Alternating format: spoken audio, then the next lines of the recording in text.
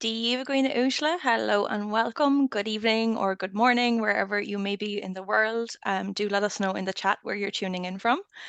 Thank you very much for joining us this evening. We're very excited about this panel, which is being hosted by Octocon and also in collaboration with Wikimedia Community Ireland. Thank you very much to Octocon for hosting this event for Ihe Culture or Culture Night 2023. Culture Night is an annual all-Ireland public event which takes place each year on the third Friday of September, and Culture Night celebrates culture, creativity and the arts in Ireland. Octocon is Ireland's national science fiction convention, which has been running since 1990 and is a weekend celebration of our favourite stories from books, comics, TV, films and games, from science fiction, fantasy, horror and beyond, attracting artists, writers, filmmakers and fans from across the human sphere of influence. Octocon 2023 will be a hybrid event hosted in the Gibson Hotel in Dublin and is also online. And that is in just 2 weeks, 2 weeks from tomorrow. So you can check out the link in the description for more information on that and how to sign up. It will be on the 7th and 8th of October. Octocon is known for its interesting panels, and this one is sure to be no different. The event, as I said, is in collaboration with Wikimedia Community Ireland, which is a Wikimedia Foundation affiliated community in Ireland, which promotes the creation, promotion and dissemination of free knowledge. Wikimedia Community Ireland runs an annual photo competition as well called Wiki Loves Folklore, which encourages the sharing of images recording Ireland's tangible and intangible cultural heritage. My name is Amy O'Riordan. I'm the Ifugach Gaeilge or Irish Language Officer for Wikimedia Community Ireland, and I will be moderating the panel this evening. I have just completed an MA in Irish Regional History, which is focused on a folklore topic interplaying with Irish 19th century history. And also in my spare time, with the little I have, I run the Crafty Kailak YouTube channel where I share interesting bits and pieces about Irish history, folklore, food and magic. But that is quite enough about me. I'm going to introduce you now to our panelists. So first up, we have Lora O'Brien. Lora is a modern Dree, a practitioner and priest of Indigenous Irish magic and spirituality. She's been consciously following a spiritual path, exploring her native Irish traditions for 30 years, dedicated specifically to the Irish goddess Morgan in 2004, and is the author of 7 books on Irish history, mythology, folklore, witchcraft, pagan practice, and priesthood. Their most recent publication is The Fairy Faith in Ireland, History, Tradition and Modern Pagan Practice, which came out in late 2021. And her 8th book, On the Morgan, will be published by Llewellyn in 2025. She professionally developed and managed one of Ireland's most important sacred sites, Cruachan or Rathcrogan, for a decade, and is also co-founder and legal celebrant with Irish Pagan Life Rights. With her partner John O'Sullivan, she's also the co-founder of the Irish Pagan School, and together they create the vast amount of community service content for the Irish Pagan School blog, YouTube channel and podcast. Lora also founded Ogham Academy in 2022 and has a master's degree in Regional Irish History 2023 on the topic of Ogham and Irish identity. So thank you very much, Lora, for being here. Our second panelist is Morgan Daimler. Morgan teaches classes and writes about Irish myth and magical practices, fairies and related subjects. Morgan's writing has appeared in a variety of magazines, including Pagan Dawn and Witches and Pagans, and anthologies including Naming the Goddess and Harp Club and Cauldron. Morgan is also the author of a variety of fiction books, such as the urban fantasy paranormal romance series Between the Worlds, and non-fiction, including bestsellers Fairy Witchcraft, Pagan Portals, The Morgan, Pagan Portals Bridget, and Fairies, A Guide to the Celtic Fairfolk. Morgan is one of the foremost experts on fairies, or on all things fairy. So thank you so much to the two of you for joining this panel. I'm really excited about this, particularly to talk to both of you about fairies. So for such a small island, Ireland's folklore certainly has a vast variety of fair folk, many of whom have influenced the various types of fairies, pixies, sprites and elves across many of the fictional worlds and realms. Fairy is often the umbrella term, very much fairy in inverted commas, is an umbrella term, but it means various different things in different settings and cultural contexts, and can have several different spellings as well. So how much of fairy representation stays true to folklore, and how much does fantasy fiction shape our modern perceptions and beliefs around these beings? I'm going to kick it off with one question. I'm going to start with Morgan. Just to kick it off with this first question, what are the different names for fairies or fairy-like beings? Because that's a very simple question. A very simple question, yeah. Well, yeah, when we use the term fairy, it's just sort of a catch-all term in English, and it's used in English to translate a lot of specific terms. So, if we were looking at the Irish folklore specifically, you'd have the Inishee, Puka, Leprechaun, Menashe, Banshees in English. There's a whole range of beings that kind of get probably unfairly lumped into this generic sort of term. And then, of course, outside Ireland, there's a whole range of things. Pretty much anything that has this otherworldly nature that is connected to Ansil Ella, to the other world, gets labeled as a fairy in English.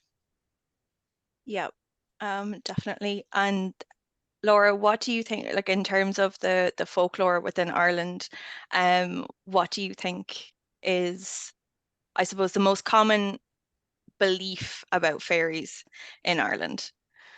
Um, that they'd put tricks on you, like if you cross them, basically. That is kind of what everything comes down to. And the tricks can be anything from stealing your way into the other world, or putting nettles in your bed, or stealing the butter from your churn, or the milk from your cow, or your good luck for the year, or anything and everything basically that would be up to, from mischief to downright evil, and death, I suppose, in some cases. um so yeah, just that they wouldn't, I suppose, the top belief would come under the umbrella of that they're not your friends. Yeah, yeah, absolutely. And given the amount of, I know we say fairy, and for some people that kind of is, as Morgan was saying, a very much a catch-all term. But in Irish tradition, we have so many different types of fairies or fairy beings, or Dini Shi or Dini Maha, good folk that we have specific traditions and specific stories about. Um, Maybe not your favorite, but what's your what's your most notable, I suppose, being that would be classed as a fairy?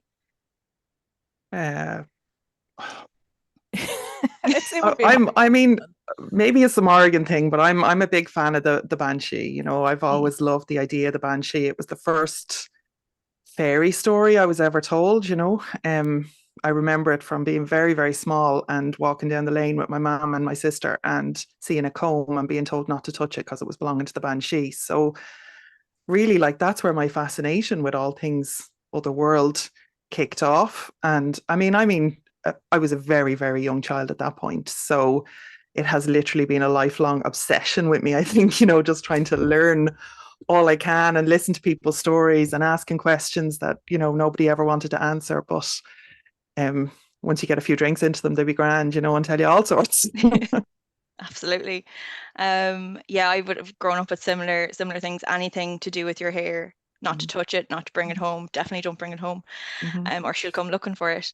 What about you, Morgan? What's your kind of standout fairy being?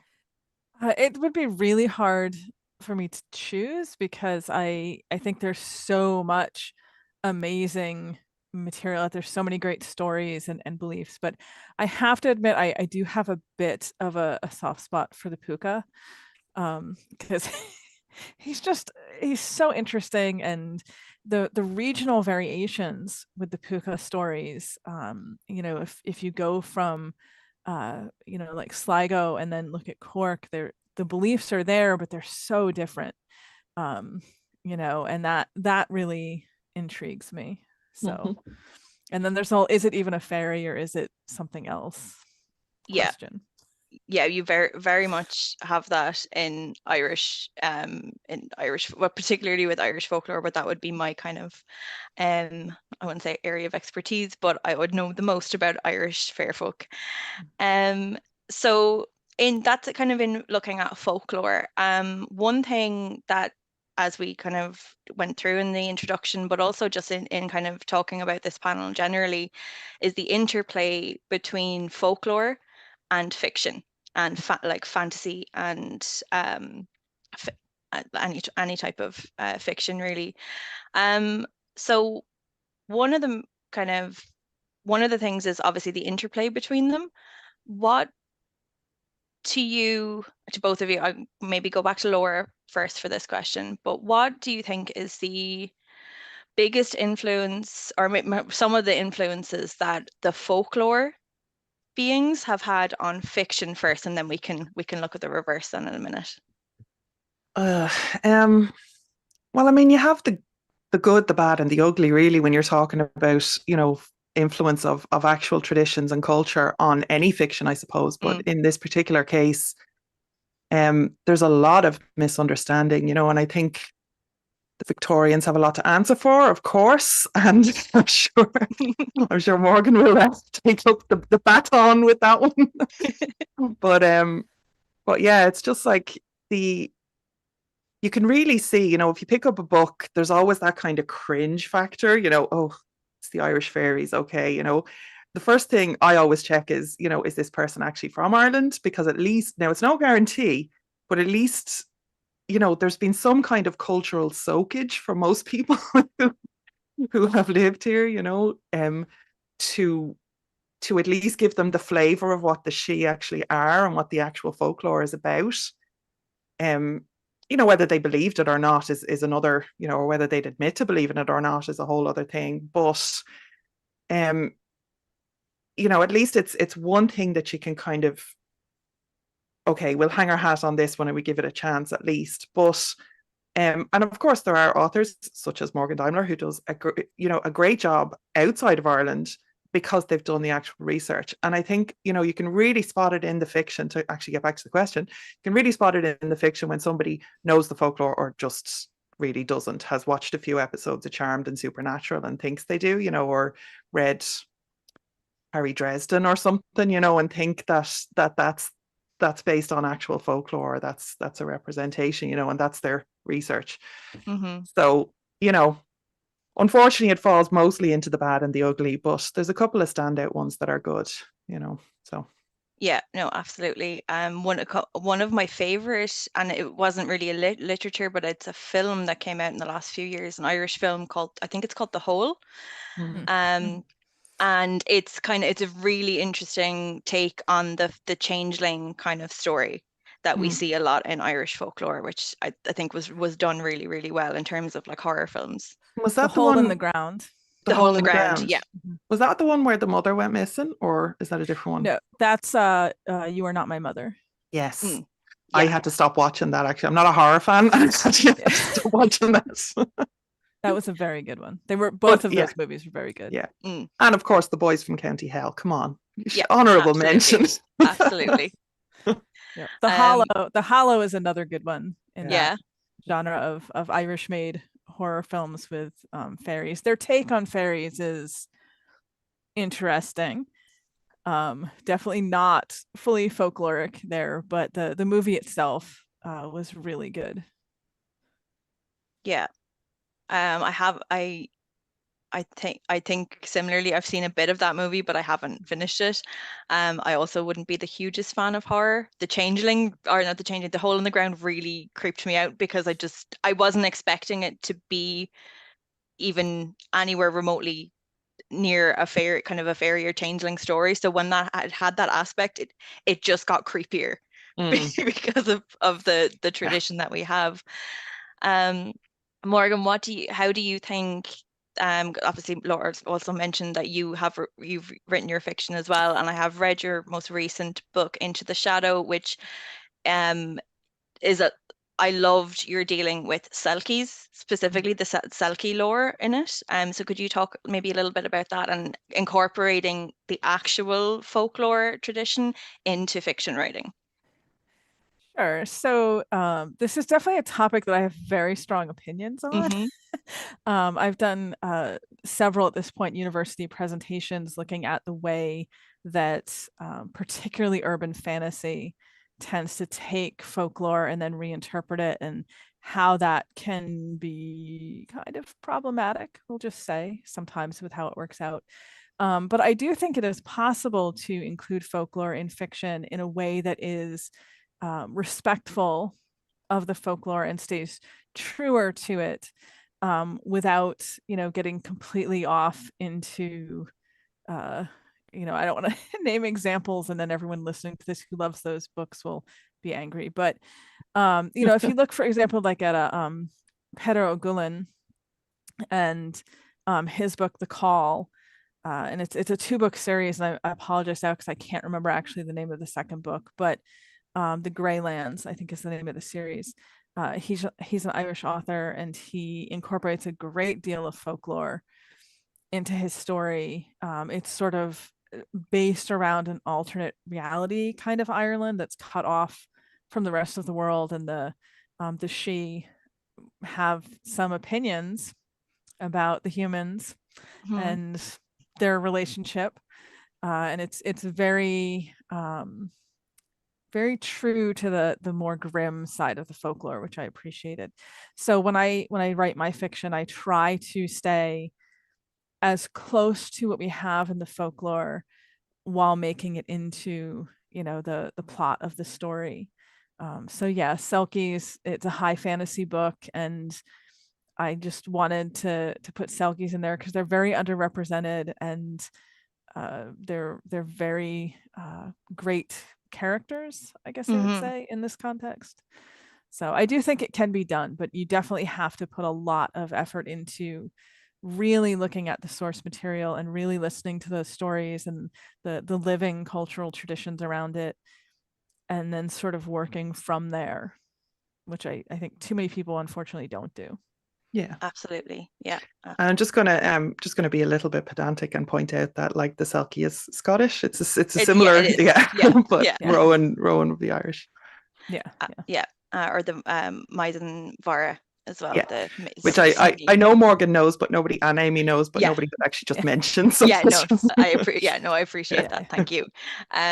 But yeah, it is really important to have that kind of basis and understanding in the culture that something comes from and the context for it. And also I think as well, like particularly with the you have it somewhat with the Weidenwar, which is the I don't want to say Irish version of a Selkie, but for lack of a better phrase, it's very similar in terms of the folk stories that we have. And I think that character, particularly as you were saying, Morgan, is quite underrepresented. I think it's a very it's a nice storytelling tool as well regarding things like consent, um, to kind of bring those into stories, particularly with the seal fur and things like that. yeah. So I yeah. I agree. I do think though that that's another way that people need to be careful, Mm, because I have seen some modern, and these are mostly not like in printed things. These are things that go around online. But modern attempts at retelling the Selkie or the Roan story, mm, that really just disregard the folklore to a large degree, and try to make it about something relating to consent, which is important. And mm, I am all in favor of more stories that involve that. But I think if you're going to do that and use something folkloric, like the seal folk, you really have to have an understanding of how that works and what the underlying kind of concepts with it are, rather than just hearing the story once and then deciding to rewrite it in the Yeah. way that you imagine it should go. Because a lot of times then what you get is something that doesn't actually make sense with the Yeah. folklore. yeah. Yeah, and also you need to have read like multiple versions to get the nuance, because there's so many different ways that those stories play out. Mhm. Hmm. And regionally, as Morgan was saying earlier, but even just from story to story, or even family to family in some cases, and because there are still some families that are connected to, well, are said to be connected, but yeah, like they're you really have to be familiar with it to get the nuance, and it's only Hmm. from the nuance that the actual teach and tale, that the lesson of it can be, teased out. Yeah. in a modern context, I think. Absolutely. So Absolutely. for just really quickly, for everyone Yeah. who's not familiar with this particular folklore, the idea with the roan, the seal folk, is that Mhm. they are seals in the water. They can come on land and take off the seal skin, and they appear human. It's actually very widespread folklore. You find it everywhere from Iceland through Scotland and the Orkneys and in some parts of Ireland.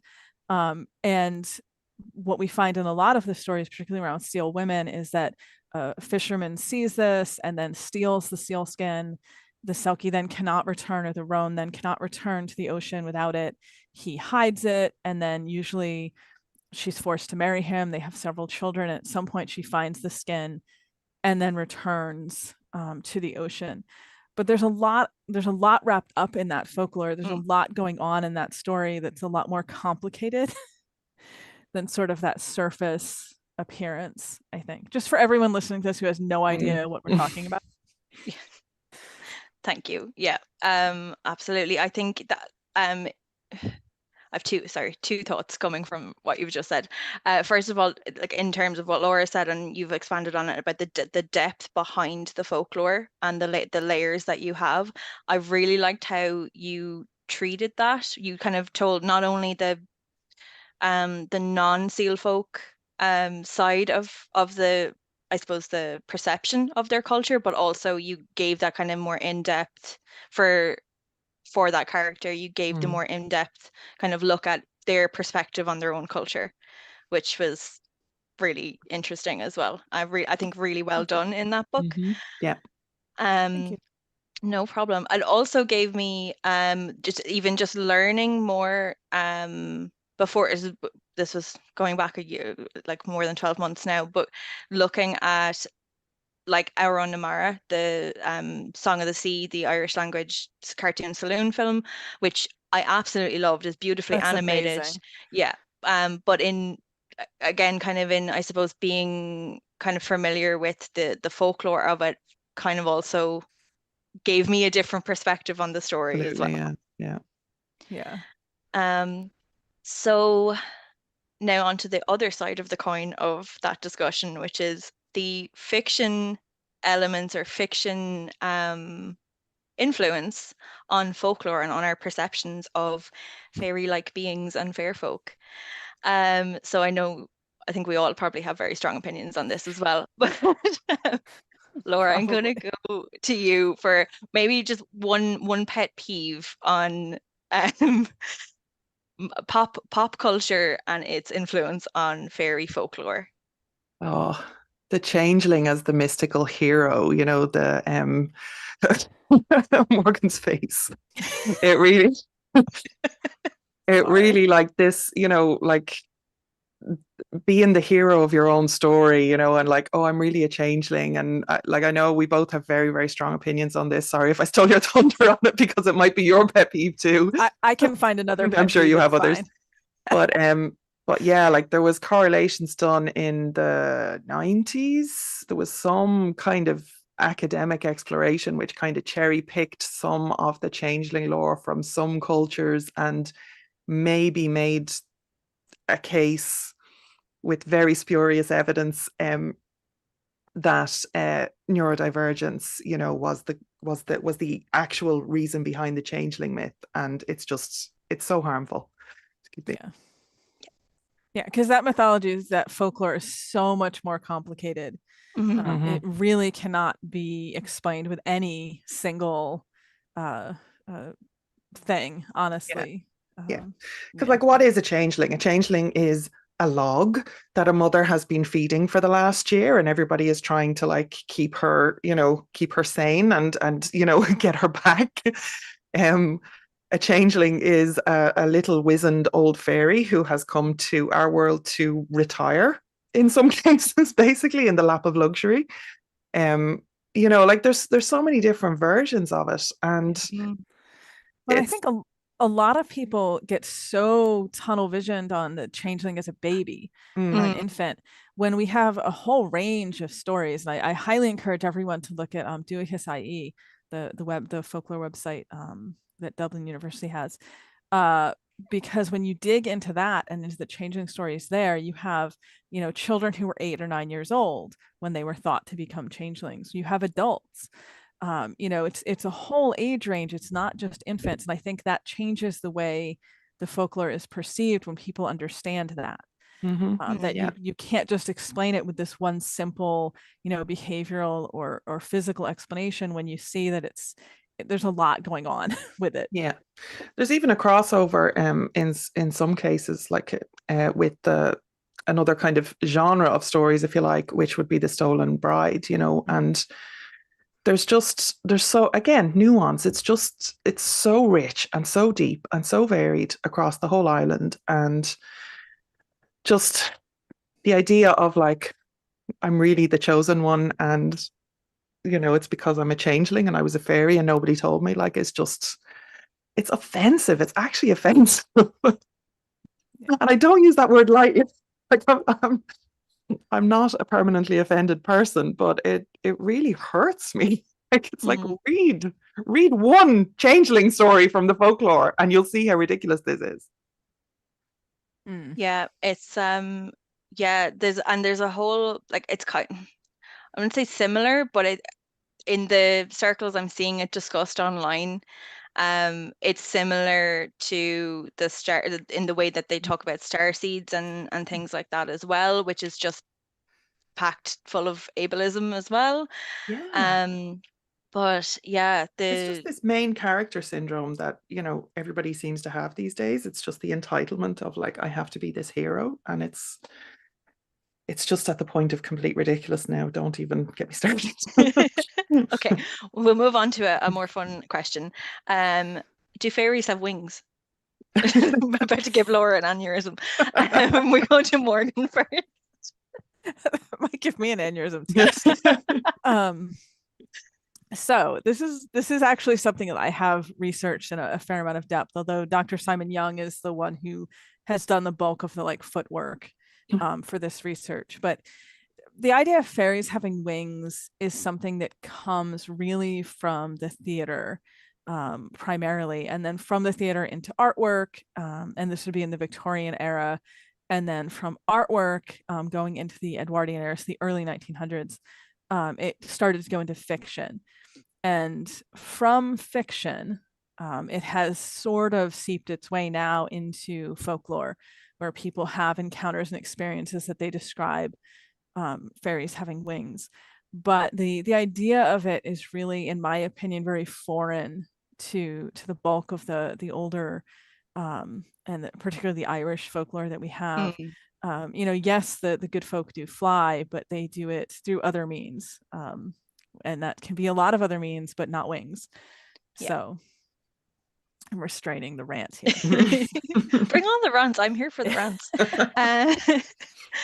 Uh, so Laura, I'll go back to you on the kind of like fairies obviously having wings or not having wings, and maybe on the subject of them being twee and small.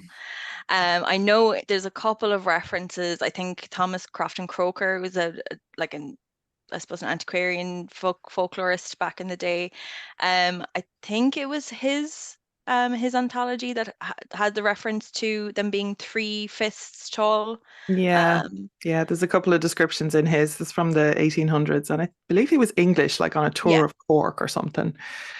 Um, but yeah, he talks about coming into like a meeting or a party or something, I believe, at one point, and it's these like you know, tiny beings, and then there's some that are slightly taller, and I think that's where the three fist thing comes, or I might have been mixing that up. But yeah, I definitely remember his book having stuff like that. But I think like a lot of there was, with the like with this spiritualism stuff and everything that started happening, and the occult investigation societies and all that were happening like in similar kind of time frames mhm, to the antiquarian like revivals, and that there's a lot of crossover with things like elementals and kind of nature spirits and everything.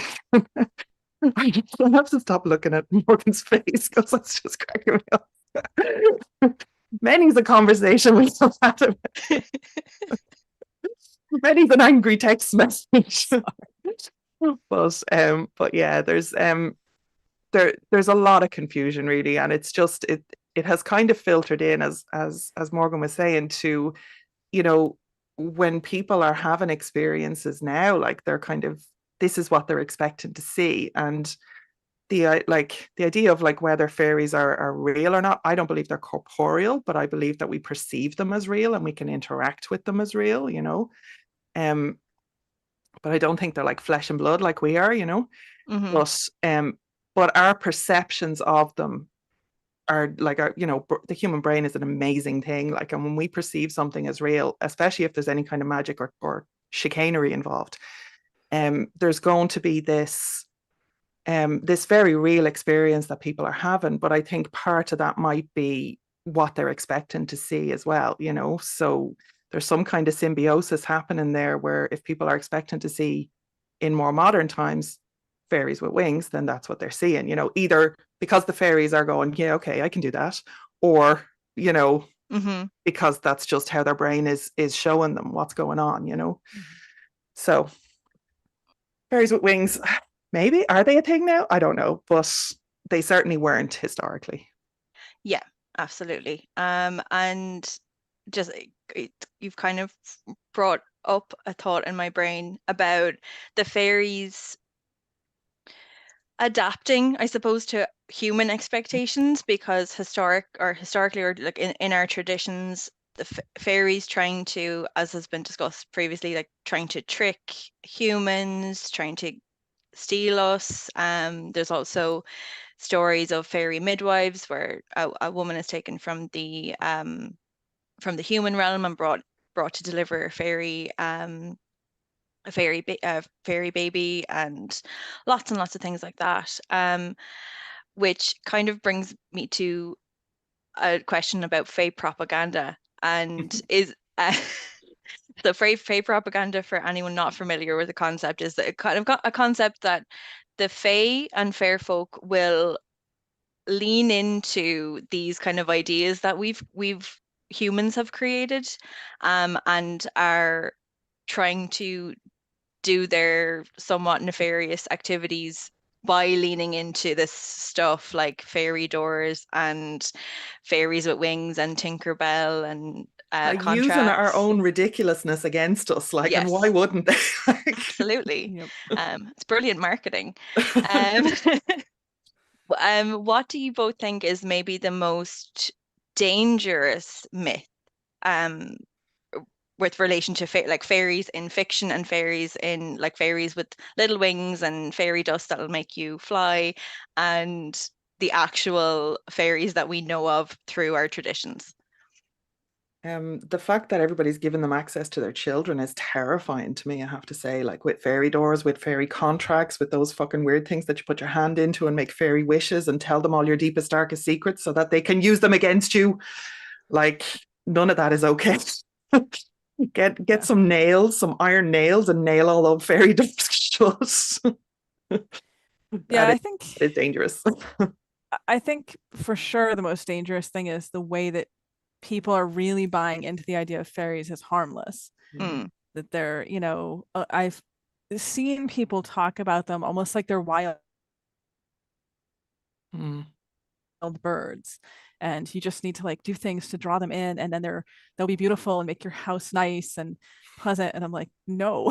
That's, I mean, sure, there is something out there that is similar to that because there, as we were saying, there's a lot of variety mm. with what's out there. But the majority of them, they're going to have their own agenda, and usually that agenda is not focused on making the human person's life happy and better. No.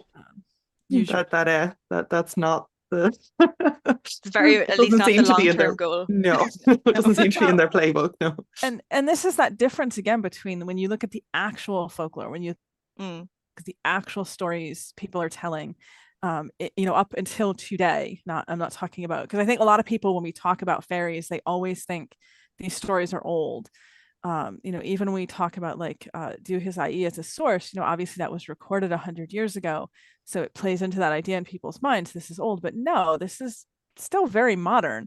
There was a whole incident that happened. It played out on Twitter of all places, a few years ago with a woman, I believe in Dublin, who had gone hiking and walked through this strange arc of trees, and Mhm. suddenly the sun went away, the sound of humans around her went away. She started hearing, like, if I'm remembering the story correctly, started hearing like unnerving laughter in the trees. Mhm. It was a whole thing, and she finally did what they tell you in folklore to do, which is turned, I believe it was her jacket inside out, and then literally once she did that, the sun came back out, the human voices returned, like everything changed. And that's very classic for what we would expect with one of these encounters. And this just happened a few years ago. It's Yeah. not an old story. No. So And she wasn't like, I mean, I suppose you can never really tell for sure, but like when she first kind of posted it, she was like, "Oh, this weird thing happened to me." Like yeah. she wasn't thinking fairy encounter, you know. Mhm. But it was like Irish Twitter was like, actually, Yep. you know. The number of people who've reached out to me in conversations and such, over the last, we'll say 4 or 5 years, talking about fairy tree stories, Hmm. stories where they know someone who had a fairy tree on their property, or sometimes it's, their neighbor, and the fairy tree was damaged or intentionally, attempted to be cut down, and then the person either did not survive the attempt to damage the tree, or had just some horrendous thing happen to them very soon afterwards.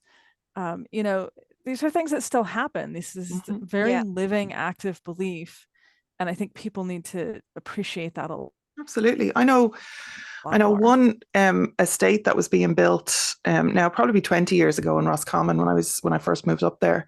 They were building a housing estate just outside the town, and the field that it was being built on, it was bought by an English contractor. So this is like probably Celtic Tiger stuff, you know.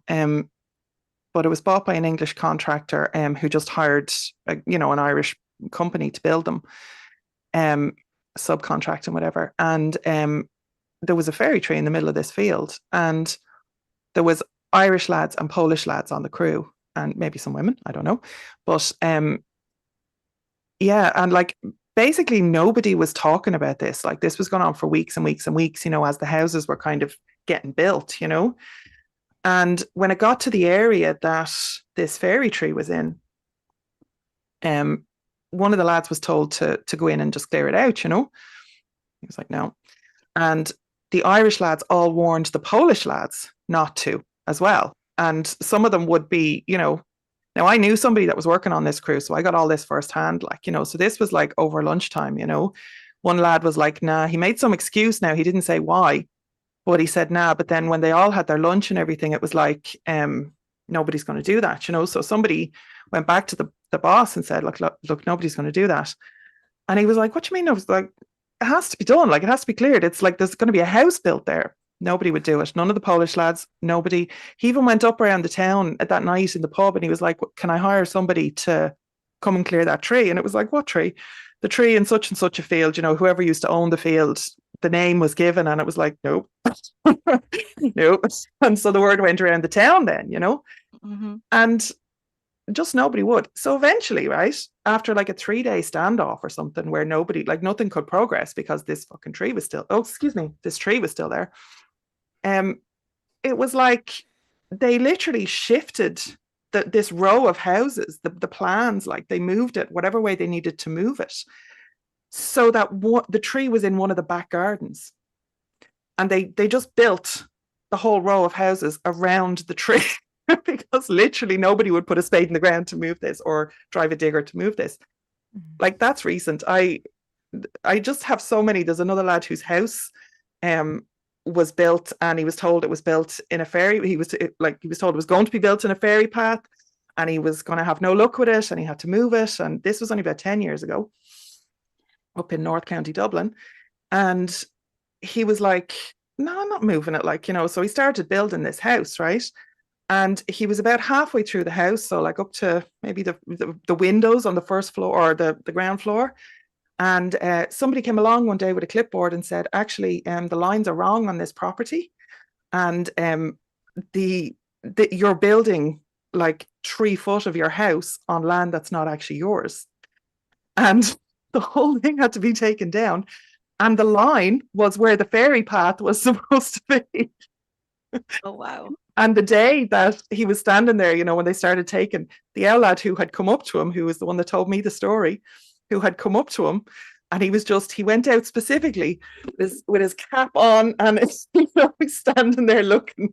And your man, he said he wouldn't even meet his eyes. But this is all It's happening still. All. absolutely sure. There's a road, I think it's in Clare, that there's a ferry fort where they were going to be building the road, and which where I can't remember exactly where it is now, but there's a huge bend in the road, and there's a slight bend in the bend of where they went around the ferry fort, Mm-hmm. but it's still an accident black spot. Yeah. It's still a place where accidents occur more frequently than anywhere. I think there was a similar story when they were building part of the motorway. There was another ferry fort that they either they didn't avoid, and then there was similarly loads of accidents that happened when they were trying to build it. I remember my hairdresser telling me a story. And again, it's Oh kind of like yeah. telling me of the funny story Yeah. of, oh, I know this guy who his daughters really loves fairies, and she loves the fairy doors, and she loves all this stuff, and they live by a lake. So he went down one day to this lake because he'd been telling her all these stories about the fairies that lived down near the lake, and he went down to dress it up with little fairy doors and like all these little things on the trees, and he slipped and broke his leg in 3 places. And then also whatever way he fell into water, so his phone was damaged, so he couldn't call for help and had to crawl back to his house. And my hairdresser was telling me the story. I was like, oh, this is like really weird thing that happened. I think he was supposed to be working in the salon, and we were just talking about him, and I was like, okay, well, there's probably an explanation for that. But yeah, it's something I think having not having the awareness, I suppose, of the real folklore, like we're saying, is dangerous, and then also having the belief and the kind of distorted belief that they're harmful, twee little helpful beings. Mm. Um, a point that has come up there as well, talking about Morgan was talking about turning the thing inside out.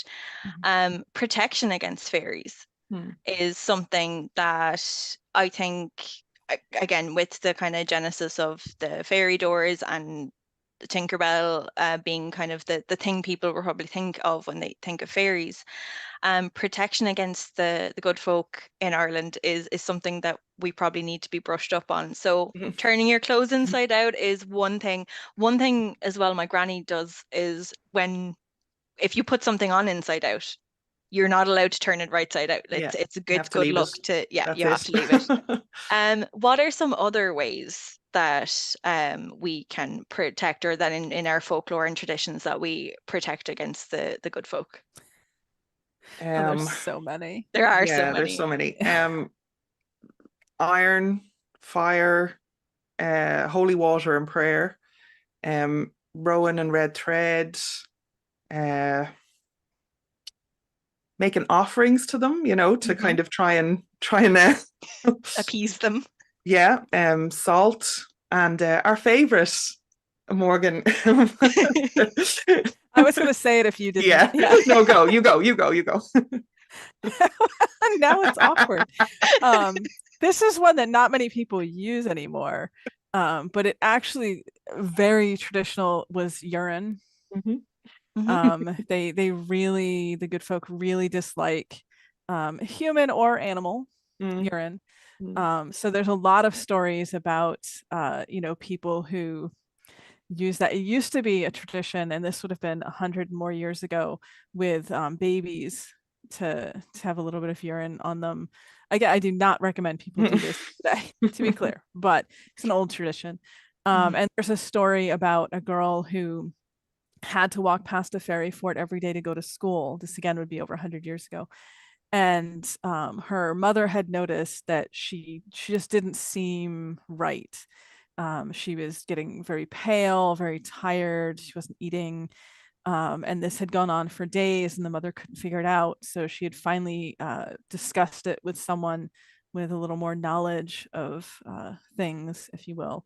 And the other woman said, before you send her to school tomorrow, douse her dress in cow urine, I think was what they used, because she isn't actually going to school. She's being taken into the fort, which is what was happening. So the girl that day was going to school in the dress with the cow urine, and the fairy woman who had been pulling her into the fort every day would not touch her. Mm. And then said to the mother, it's a smart thing you did that, or I would have kept her. Mm. So very old protection. Yeah, Yeah. absolutely. And I think it's tied in with, there was a tradition about, at fire festivals, you'd go around your boundaries Mm-hmm. and have a little whiz on your property lines, which is something that is still being done to this day. I certainly have come across people who do it. Now, I haven't actually come across them in the act of doing it, thankfully, but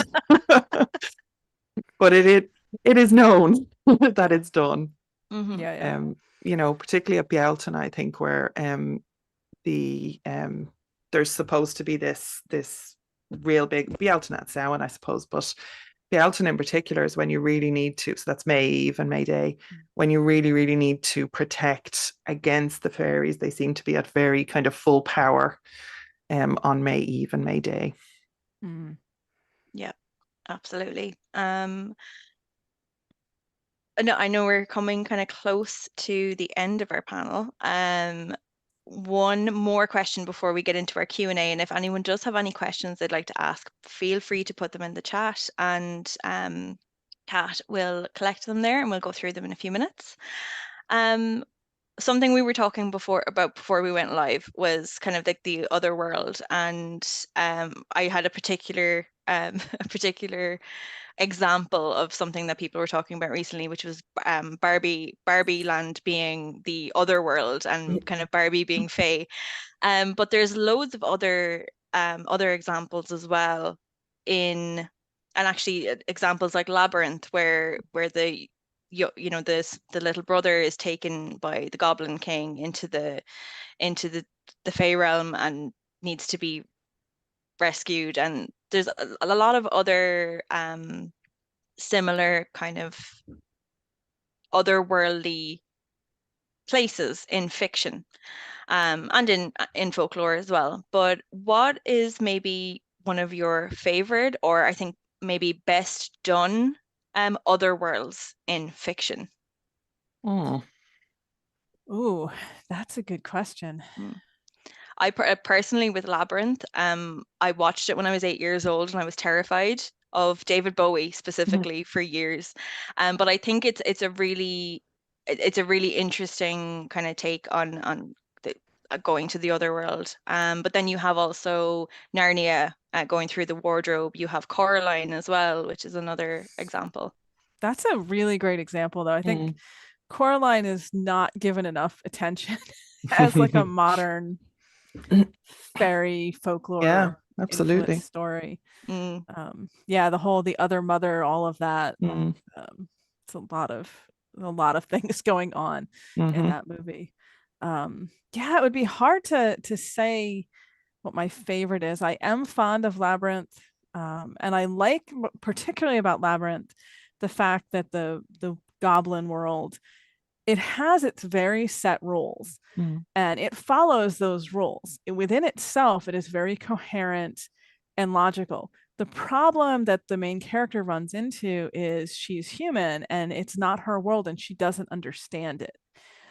So the majority of situations she gets into are because she's not grasping how this world works. And I think Mm. that is very applicable to the other Hmm. world, that we might perceive it as being chaotic or I don't want to say disorganized necessarily, dangerous in specific ways, but a lot of that is because it is not our world. It is a hmm different place with different rules. Yeah. And I think, like, to kind of bring that a little bit further, and something we see like in neo-paganism and stuff like that, it's back to the main character syndrome a little bit, is the expectation that their world should run the same way ours does. Like, fair, she just keeps saying that like through the whole movie, and it's Yes. so relevant, I think, to this kind of entitled attitude of like the expectation that everything has to run to human standards and everything has to be set up for our human understanding, and has to fit with what we want and what we need. Mhm. And there's a lot of lessons there. Yeah, there's a definitely that's very much reeks of somewhat, or not even somewhat, a very much a colonial mindset and Mhm. Western entitlement, as you said. So Yeah. Mhm. yeah. Yeah. That Um sort of, how does this help me? yeah, Mm, How is this here mm, for me? Yeah, for sure. absolutely. We could talk for hours. I know the three mm. of us could talk for hours. But we It's such are a huge subject. it Yeah. is. It Yeah. really, really is. I think we've covered a lot of really good points. In terms of the misconceptions, the influences either way, and protections and that kind of stuff as well. We are winding down now. We'll be finishing up in about 8 minutes, so we're going to move on to our Q&A section. I think we do have a few questions here that are popping in, and if people again want to take this opportunity to throw in any questions into the chat, we will go through them now. So our first question came in, which was, where is there such a thing as modern folklore, and what separates that from fiction? So I suppose what is modern folklore first? Go. Can I jump into this one? Go. Uh, This is something I actually get asked a lot because particularly with the demographics that I engage with, I deal with a lot of people who are getting their beliefs from fiction and really struggling to understand the difference between fiction and folklore. And I suspect there's reasons for that. But obviously, yes, there is such a thing as modern folklore. Folklore is the beliefs, practices, and traditions of any group. um, Everyone has folklore. There's all sorts of folklore in all sorts of different contexts. It's just part of human nature to have Mhm. folklore, in my opinion. Mhm. And there is certainly modern living Irish folklore, which we've been discussing quite a bit today in the panel. The difference with folklore and fiction is an intentionally crafted story that is made up usually to entertain, sometimes to teach a lesson. Folklore is belief and practice. When you're talking about a folk belief, when you talk about people believing in fairies, it's not just a story. This is not something people tell just to be entertaining. We don't talk about, oh, you don't hurt that tree because something bad will happen to you. Ha ha, isn't that cute? It's no, you don't mess with that tree because something bad will happen to you. Mhm. It's that is the difference. Is Mhm. folklore is active belief. It's something you participate in and you engage with, whereas fiction is entertainment. And I think it's very important to understand the difference between those two things, because we do get people looking to fiction and then assuming that that's the same thing, that Yeah. it's perfectly fine to read the Dresden Files, for an example we had mentioned earlier, and just accept all of that as, oh, this is what I can believe. This is the same thing. And it's not. It's very, very different. Yeah. Mhm. It's like going to Jim Fitzpatrick for your mythology. Like, just don't do that. It's fantasy. Yeah. Yeah. Well, or it's like watching Conan the Barbarian and thinking, oh well, that's who Crom is. Yeah. you know, Yeah. no. Very different. No. Um, Absolutely. yeah. Yeah. Yeah, and there is a really good book, and the author's name is escaping me. She has done Folklore 101 I and have it here. Oh, Fairy Fate Gina one. Gina Jorgensen. Yeah, Gina I Jorgensen, literally have yeah. it there. And Uh, I was listening to an interview with her, and she made an excellent point, I think, that modern folklore includes such things as memes, and like there's so much in our culture today that again people kind of believe, and it seeps into our understanding and how we relate and interact with the world. mhm. And I think that's another kind of very, very good tell of whether it's fiction or it's folklore, and like it's not standalone, but it does add to the mix. Yeah. Definitely. I think I've seen people discuss. I'm not sure if she does in Folklore 101, but the discussion of conspiracy theories even Mm. as modern folklore as Mm. well Mm. is really interesting. And again, we could dedicate an entire hour to that as well. Just to I that. see some I see some interviews on the Irish Pagan School YouTube channel in our future. Yes, absolutely. I'm going to move on to the next questions. We've about just under 2 minutes left, I think. So our next question is, where is there such a thing as oh no, I've asked that already. At what point does raiding Irish folklore become cultural appropriation? I'm going to take this one. So, cultural appropriation is kind of, it can be a gray area, but really the way I boil it down is quite simple. In if you are profiting from a culture, either financially or, socially, you're getting some kind of benefit or kudos from it. But you're not contributing to it. And I think that's what a lot of people kind of miss, that appreciation of a culture is a relationship, and it has to go both ways. So where I would see somebody like Morgan Daimler, who does, translations of the old Irish and makes them available, for research and for studies and for content and all the rest of it. But also then in like in your fiction, sorry to use you as an example, but like in your fiction, you're not raiding the juicy bits, and you're not cherry picking. And what you do with your fiction breathes new life into people's kind of understanding and relationship again with those entities or beings that you are creating as characters, but they're so rooted that it makes a positive contribution, and that's where that relationship comes in. And I think that that's the difference between appropriation and appreciation. Mm-hmm. Yep. Yep. Yep. Yeah, I think that a lot of people, when they don't understand cultural appropriation, because they get very defensive, they immediately look at, well, I don't want to feel bad and I don't want to feel like I shouldn't be doing this. Instead of understanding that it is a relationship and that you have to have that connection with a culture, you have to be in a relationship with that culture and participating in it, and as whatever ways you can, and part of it engaging with it, um, not just taking. And then you Yeah. get right back into that colonialist mindset of Yeah. Yeah. what can I get from this Mm-hmm. to Yeah. benefit myself, and that's So that's where's not that where's that feed happening? Are you getting fed or are you feeding back? And that's what it comes down to. Yep, yeah. absolutely. And when it comes to fairies, don't eat the food that they Don't give eat you. anything they offer you. Food was maybe a bad analogy there. I mean, to kind of quickly, because I know we're running out of Yep. time, but on this question and on the subject of fairies, I think one thing people need to be really cautious with is use of the term she. Mm. Dina, she.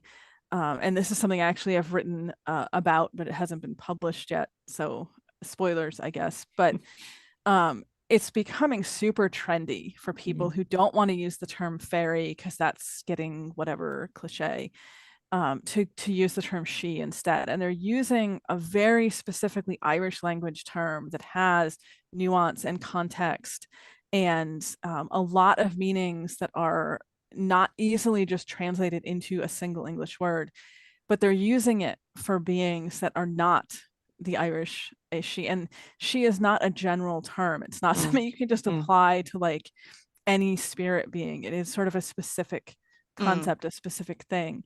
And I think that starts to very, very strongly lean into cultural appropriation when you're Absolutely, yeah. taking the Irish language terms without knowing them or understanding them or speaking the language and applying them to completely different concepts, because then it sounds Yep, whatever Mhm. fancier. Yeah, like the absolutely. Dag Damore being the demon in the Shannara Chronicles. There's so many examples we could use, but Yep. Yeah, the terminology is actually very important. Words matter. So absolutely. mm. Absolutely they do. Right, we're going to wrap it up there. Thank you both so much for this fascinating discussion. Thank you to everyone who tuned in to join us live here. Again, just to say that thank you very much to Octocon for hosting this, and thank you to our two panelists. We will update the video description so you can find everybody on socials and follow and find books and lots of other good stuff like YouTube videos and classes and everything from everyone. in the description. And just to say as well, Octocon will be, again, it's 2 weeks from tomorrow, so the 7th and 8th of October in the Gibson Hotel and online. It's a hybrid event. We'll have lots and lots of really fun and interesting panels similar to this one, though not on fairies. So definitely go check that out. They've updated the website as well, so plenty of information on their panels and all the good stuff that's going to be going on. So I think we will leave it there. Gurv Mila Mila Magwiv, and thank you very much. And Sloan, we will see you at some point.